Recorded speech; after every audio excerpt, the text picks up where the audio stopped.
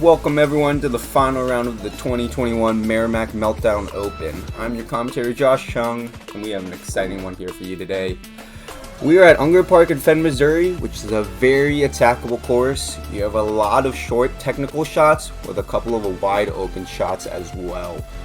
Let's look at our leaderboard for today. We have Christian Reed at +3, Andy Roebuck and Shea Murdoch at +4, Peter Conrad at +5, Daniel White at +6. Now let's get into our featured player for today. We got Andy Roebuck, an up-and-coming MA3 player out of Manchester, Missouri. Most known for his 2 wins at Tuesday night leagues at Schroeder Park. Known for his 2-meter putts and also circle 2 layups, but also has been able to get off the tee 100% of the time with some distance. So we are looking at a great player to follow today. Now let's get on to the first hole. Hole 13 is a par 3, 255-foot hole.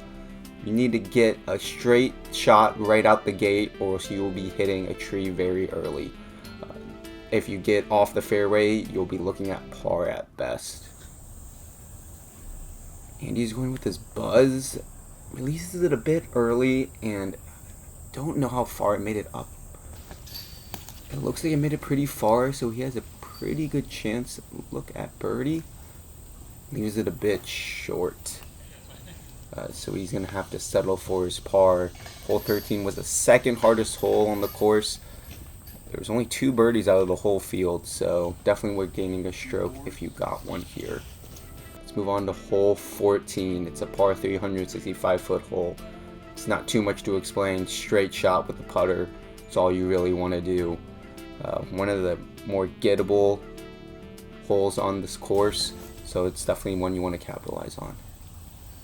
And he's going with his yellow putter. I don't know what kind of putter it is, but it doesn't matter because he, don't want to say shanked, but definitely leaves it short. So he's going to have a long look at birdie.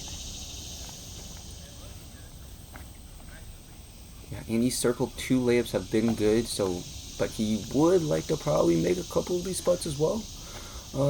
Makes a great bid, but just a little bit short, and he's going to have another par. This was the second easiest hole on the course at 2.81. So a bit disappointing if you're not going to get this one, but he is still hanging on to that second position.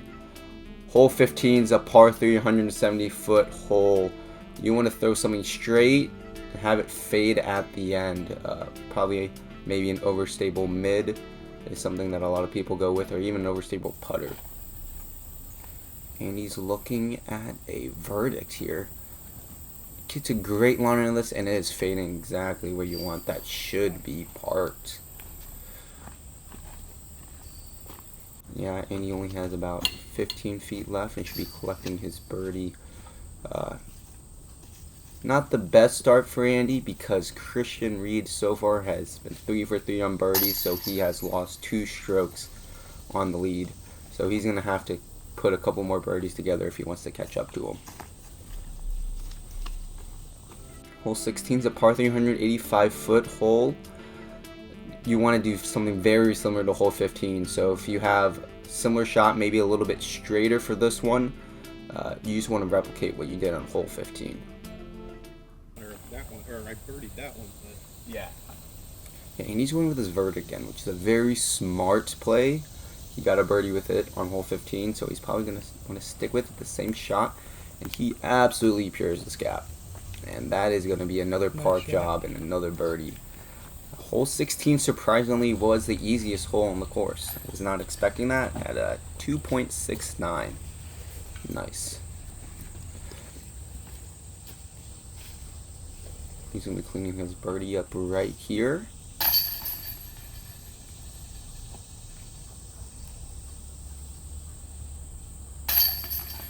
And we'll be moving on to hole 17. It's a par 3, 210-foot. Very similar to the previous holes, short and technical, but it plays a little bit longer than you would think because you have to get a bit more fade on it than the previous holes. So we'll be looking to see what Andy's going with. He's going with his verdict again, which I would totally do as well if I'm throwing it just as well. He takes the inside route and he misses that tree and is able to get that far fade that he was looking for. And I think that might be parked once again. And he's looking at a 3 for 3 on the holes 15, 16, and 17. And that is a good way to come back after missing a couple birdie putts from the first 2 holes. Hole 18, it's a very tight gap here at par 3, 200 feet. You want to probably get something a little bit on Andy and then have it fade at the end, but it's a very touchy shot. So we'll see if Andy's able to do that. Andy's going to stick with a verdict right here. Now you want to get a little bit Anheuser to the left of that tree and then fade out at the end. That's not a good, great second kick. He's able to get back in the fairway. If you get off the fairway here, there is a good potential chance of bogey. So he's probably just going to be able to flick his zone here, I do believe, and be able to settle for a par. Not a bad first 6 holes, but Christian Reed is on fire right now, going 5 down through the first 6 holes. So Andy's going to have to make up a lot of strokes if he wants to catch up to him. Here he goes, cleaning up his par. And we are going to be out of the woods for just a second, but we'll be going immediately back in. Now we're getting to hole 1. It's a par 3, 225-foot hole. The gap is about 70 to 80 feet out, so it's a lot smaller than it is compared to the other holes where they're initially very close. So you gotta throw something straight here. And he's going with buzz again. And that is not what you want to do, folks. That is far off the fairway. He might have a potential scramble opportunity. Okay, he gets a better kick than I expected, but he still has to be scrambling if he wants to get his par. Throwing the Firebird and misses that gap and hits that tree. It's going to give him a bit of a tester putt. Most of his putts today have been either inside of 5 feet or outside of 60, so this is his first inside the circle putt, and we'll see how he fares. Gives it a good lift, but just not enough, a little short. And with that, he's going to take another par. Oh no, I'm stand corrected. I forgot that he totally shanked it. So that is actually going to be a bogey. That is something you don't want to see on hole 1. Hole 2, 230 feet, par 3. A lot of people are going to go for a spike hyzer shot. There's a small gap that you could potentially just go straight at it, but going around where there's a lot of open is what a lot of players are going to do. And he's going with a Firebird here. Goes for that straight gap, but I think he releases a bit too early. I don't know if he made it through. Yeah, it looks like he did not make it through. He's still got to look at birdie, but is quite obstructed. Give us a run, but just a bit short, and he's going to have to settle for a par. Hole 2, tied for the second easiest hole on the course at 2.81. So Andy probably really wanted that one, but he's going to have to settle for that par. Hole 3 is 230 feet. Pretty straight gap that you want to hit. It's a little bit longer than those previous ones in the woods. So you might want to go up to more of a straight mid. And he's going to go with this buzz. And this time he gets a great rip on it, going right up the fairway. And that should be a pretty close putt. It is, but he is obstructed by these 2 trees. And that might be a problem for him. It's a bit uncomfortable. We'll see how he fares here. And just leaves it way too high. That's probably pretty disappointing with how well he threw that shot. But he's going to probably keep his head up and just keep on going. I think he is 3 back of the lead right now, but he's still able to maintain that second position. So he's still in striking distance. Hole 4, par 3, 210 feet. slight left to right. Flex forehand is a good play here, or if you want to make the gap really small, you can throw a backhand that fades a little at the end. And I think it's his felon here.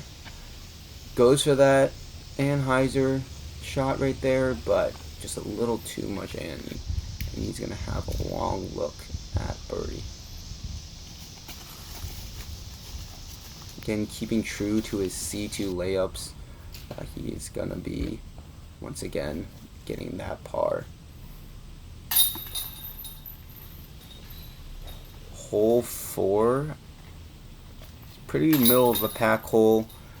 Probably not many birdies, but there probably were not many bogeys either. Hole 5, par 3, 270 feet. This is a pretty difficult hole.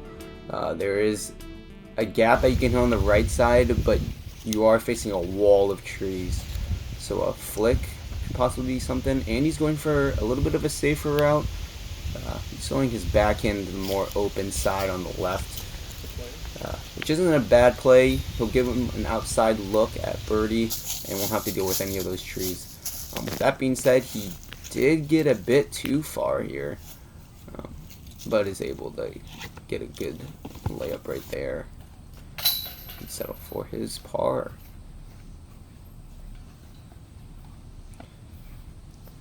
I don't know what he's doing there. Seems to be a bit distracted by the camera, I do believe. Not sure what that was about. Now we're getting a bit more of the open. We got hole 6. It's 290 feet. You want to probably put something on Anheuser here, backhand, or if you have the power, go with that big monster forehand. It looks like Andy's going with his heat, going for a big backhand Anheuser play. Looks like he hangs it out really wide, but the thing is going to turn back. He gets all the way up to the pin, so that is going to be a putt, but it's going to be outside circle 1. Maybe just outside. Another good bid, but just a bit to the right. Yeah, we're getting into the open holes on this course where you can really stretch out after being confined to those woods. So hopefully Andy is able to capitalize on this. Hole 7, par 4, 690 feet. There's a mando tree about 370 to 380 out onto the field, so you want to get to the right of that. If you get anywhere left, you're going to have to pitch out and hope for par at best. Andy going with his Halo Wraith.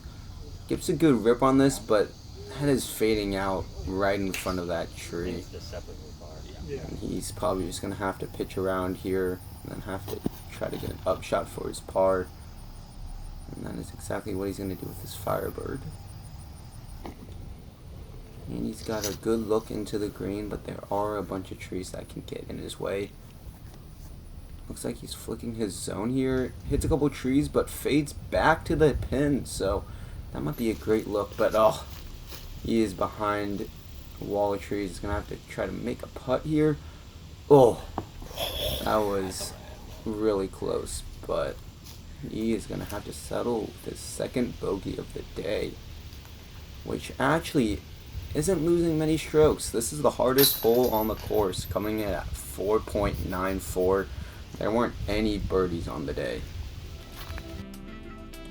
Hole 8, par 3, 350 feet. There is a lake on the left, but there is no OB on the right. So you can hang it out about as far as you want there and just have it fade back. It is a bit of a crush for some of these MA3 players. And he is able to get there, so we'll see how he does. Gets his Zeus turned over. If that fades back, that is going to be great. And it looks like it is. He's going to be pin high and looking at another birdie putt here. Yeah, this was a great shot here. It's going to be going a little down the hill, so he's got to make sure he's not leaving it too high. But that is exactly what he does. There's also a slight headwind, so I don't think he kept that accounted for either. Man, there's just been a couple holes where Andy's had great shots, but has not been able to capitalize for that birdie. Hole 9, another par 4, 570 feet. It's just wide open. You have a sidewalk maybe 200 feet to the left, so nothing to worry about there. Anyone with 280 feet of power or more can get this birdie, so this is definitely one that for the power throwers that you definitely want to get. Andy going with his Zeus here. Does not get his full turn that he wanted to, but it was a pretty good shot. He says he doesn't get a hold of that one, but he's still going to be within striking distance. And he throws a beautiful shot with his verdict here. That verdict is the hero of the day. He is going to be very close for his birdie. That is a great one to bounce back after missing that 20-footer from the previous hole. Now we're going to go back in the woods. Hole 10's par 3, 200 feet. Is a dogleg right, but there is a gap on the right that a lot of players will take if they're willing to risk it right there. If you do go out of bounds, there is no drop zone, so you are gonna have to just play where it last was in bounds. And is that too low? I don't know if that made it through. He skipped up. Oh, he luckily makes it through, so he is looking at a putt here, bit outside the circle. Not give a great bid there, so, but he does avoid that out of bounds where a lot of people are gonna have. And he is, I think the course is getting to him a bit, and he's a bit frustrated. Just a lot of pars that could potentially be birdies. There's only 2 holes left here, and in fact, Brody Schmidt, also known as Brady Schmidt, 13-year-old out of Waterloo, Illinois, is catching up to Andy. I think they're about tied for second at their current position. So if Andy wants to keep that second place finish, he's going to have to get a couple of birdies. Hole 11's pretty tough though, but that is a great shot. He gets to the left of that tree, which a lot of people to the right of it. But once again, he is outside the circle. Oh, just hits the cage. And he's going to have to settle for a par here. And yeah, like I said, first place is not going to be one for Andy, but he's competing for that second place finish with Brady Schmidt.